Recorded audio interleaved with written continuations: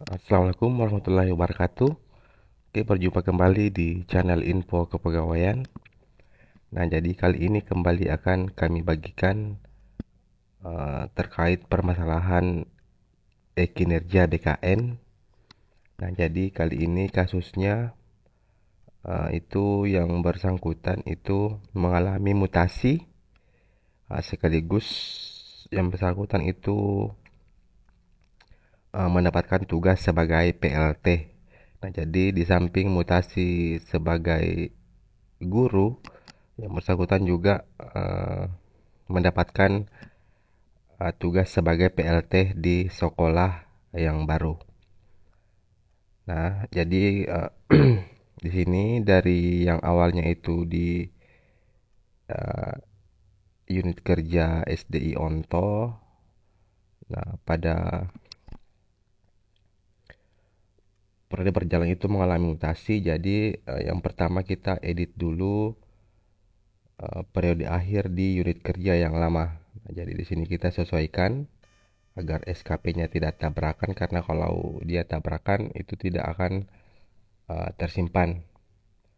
Nah, jadi untuk yang SKP yang unit kerja lama itu kita sesuaikan periode akhirnya.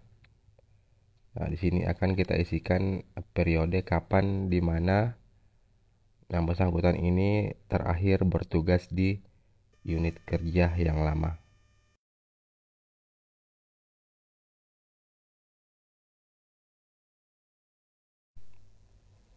Oke, jadi kita akan isikan tanggal 31 Juli 2023. Nah, jadi dimulai dari bulan Agustus itu sudah di unit kerja yang baru. Nah, kemudian kita akan masuk di data pribadi untuk mengubah profil. Tepatnya kita ubah untuk unit kerjanya. Nah, ini jadi kita masuk di edit profil, kemudian kita cari unit kerja yang barunya. Nah, jadi saya biasanya kalau ini di sisi admin ini, kalau ada yang konsultasi SKP itu saya langsung mencari, kalau misalnya sekolah itu langsung saya cari untuk nomornya supaya gampang ketemu. Jadi ini yang bersangkutan itu pindah ke unit kerja SDN Lembang Bau. Nah, pastikan untuk data atasan sudah ada. Jadi untuk data atasan itu ke dirinya sendiri, karena sekaligus sebagai PLT. Oke, jadi setelah edit profil kita masuk di tambah SKP. Jadi pertama-tama itu kita tambahkan dulu SKP sebagai guru. Nah, jadi di sini akan mulai di tanggal 1 Agustus di periode awal, kemudian untuk periode akhir itu kita isikan 31 Desember 2023. Oke, selanjutnya kita tekan tombol OK. Nah, jadi sekarang sudah jadi SKP jabatan definitif sebagai guru di SDN Lembang Bau. Nah, seterusnya kita akan tambah SKP itu sebagai PLT. Nah, ini jadi di sini jangan lupa untuk SKP PLT-nya itu dicentang SKP PLT. Nah, jadi sama untuk periode awal kita setting ke 1 Agustus. Kemudian untuk akhirnya itu 31 Desember 2023.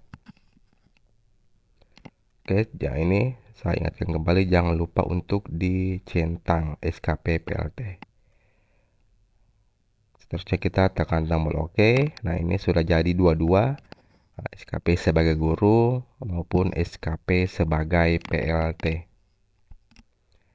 Oke, jadi seterusnya ini kita akan coba untuk membuka SKP-nya sebagai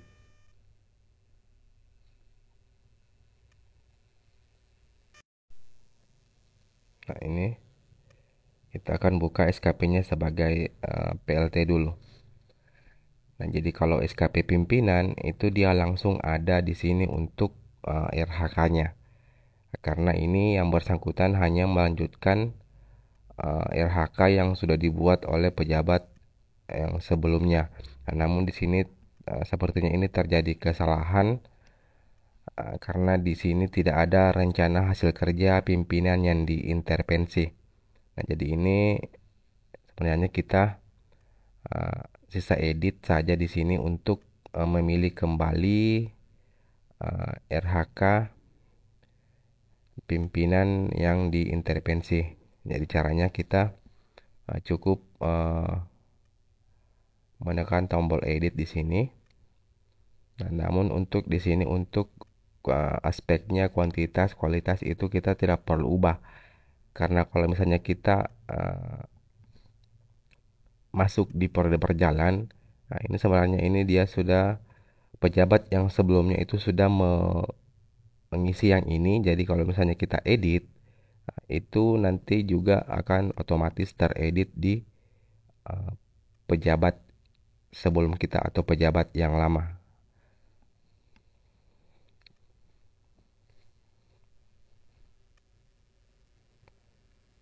Nah, jadi ini sebenarnya ini saya sambil menjelaskan dengan orangnya yang ada di samping saya, jadi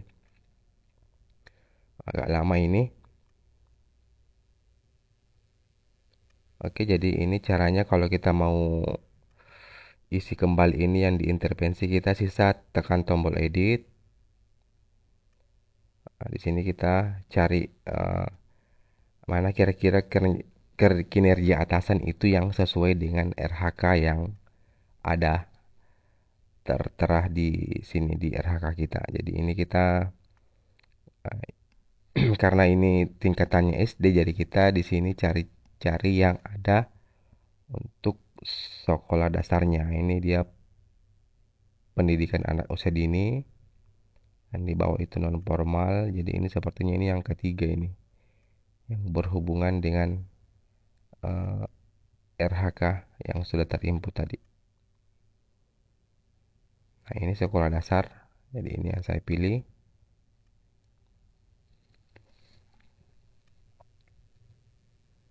Oke, jadi setelah itu kita sisa menekan tombol oke. Jadi ini sudah ada kembali ini. Nah, jadi begitupun nanti untuk yang nomor 2 sampai seterusnya sampai di RHK akhir. Karena kalau misalnya ini dia tidak terisi, nanti kalau kita cetak itu juga akan kosong di uh, lembar yang kita cetak tadi. Jadi ini saya contohkan ini sampai 2 saja, nanti yang bersangkutan melengkapi sendiri sekaligus nanti ini untuk lampirannya juga diisi sebelum SKP ini kita ajukan kepada atasan kita.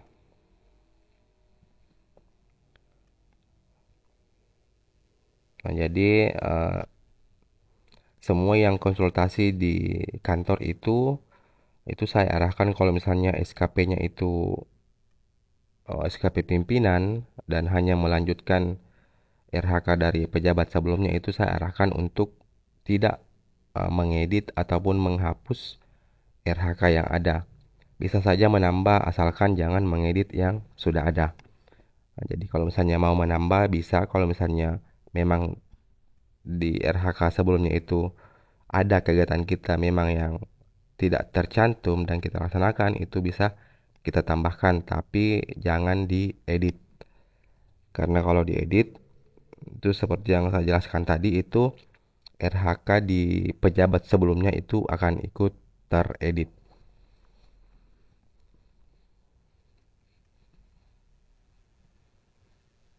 Nah, itu jangan lupa juga ini untuk lampiran itu dia tidak akan otomatis ada, walaupun di pejabat sebelumnya itu memang sudah ada, tapi di kita itu harus mengisi kembali.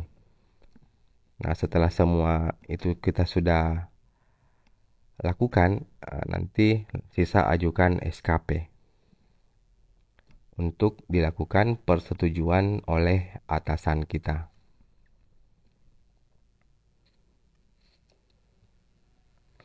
Oke, jadi selanjutnya kita akan perlihatkan untuk SKP-nya sebagai guru yang definitif. Nah, jadi kalau misalnya guru itu dia akan berbeda dengan SKP pimpinan. Nah, di sini kan terlihat sendiri di sini untuk RHK-nya dia masih kosong. Nah, jadi kita perlu menambahkan RHK di sini. Jadi kita membuat dari awal seperti halnya itu uh, di awal tahun di bulan Januari. Jadi ini kalau kita guru bukan pimpinan, ini kita akan membuat sama seperti di awal tahun. Jadi cuma itu perbedaannya kalau SKP pimpinan itu RHK-nya langsung ada karena RHK itu dia lengket di jabatan. Kalau guru kan dia itu bukan pimpinan. Jadi setiap pindah unit kerja itu RHK akan dibuat manual, tidak langsung muncul otomatis. Jadi kita di sini saya contohkan caranya menambah RHK. Dan sebenarnya ini sama waktu kita membuat RHK di awal tahun di bulan Januari. Jadi ini sama, hanya saja kalau misalnya kita pindah unit kerja, kalau kita guru itu kalau misalnya contoh kasus di sini dia pindah di 1 Agustus, nanti untuk aspek waktunya itu disesuaikan. Nah, ini kan bulan Agustus berarti sisa 8, 9, 10, 11, 12. Jadi itu waktu yang tersisa itulah yang kita masukkan di target waktu, yaitu sisa 5 bulan. Nah, jadi di sini saya contohkan ke yang sedang konsultasi di samping saya. Itu saya contohkan satu untuk RHK-nya, misalnya di sini tersedianya mungkin perangkat pembelajaran, program pembelajaran. Nah, jadi ini contoh saja, ini bisa Bapak Ibu sesuaikan. Nah, di sini sudah muncul, seterusnya kita akan tambahkan aspeknya. Jadi di sini saya tambahkan aspek waktu dulu untuk lebih memperjelas untuk target waktunya itu kita hanya memasukkan target waktu sisanya saja karena ini dimulai dari bulan 8 seperti yang saya jelaskan tadi. Artinya di sini waktunya itu tersisa 5 bulan ke depan. Jadi di sini targetnya sisa 5 bulan. Seperti itu. Kemudian kita masukkan untuk kuantitasnya atau banyaknya ini. Jadi di sini contohnya jumlah RPP misalnya. Nah, kita juga bisa targetkan 5 laporan. Kemudian terakhir itu kita masukkan aspek kualitas atau persentase yang ingin kita capai.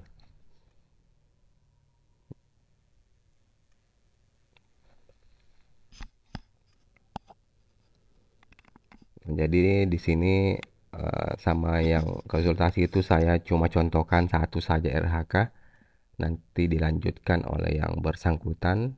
Nah, setelah RHK semua selesai, kita tidak lupa lagi ini mengisi untuk lampirannya karena lampiran SKP ini adalah bagian tidak terpisahkan. Nah, setelah selesai kita ajukan SKP. Oke, jadi ini adalah contoh bagaimana caranya membuat SKP pindah unit kerja, di mana jabatannya itu ada 2, PLT dengan guru definitif. Nah, jadi di sini juga saya jelaskan untuk menilai bawahan itu kita masuk di bagian SKP sebagai PLT. Jadi di sini akan muncul untuk bawahan kita. Jadi di sini sebagai PLT kepala sekolah. Sedangkan untuk gurunya itu sama, kita akan mengisi pemantauan saja. Jadi kalau misalnya kita pimpinan itu akan ada 2 isian. Ada yang satu khusus untuk penilaian pribadi, dan kemudian yang kedua itu kita perlu melakukan pemantauan atau penilaian kepada bawahan. Seperti itu.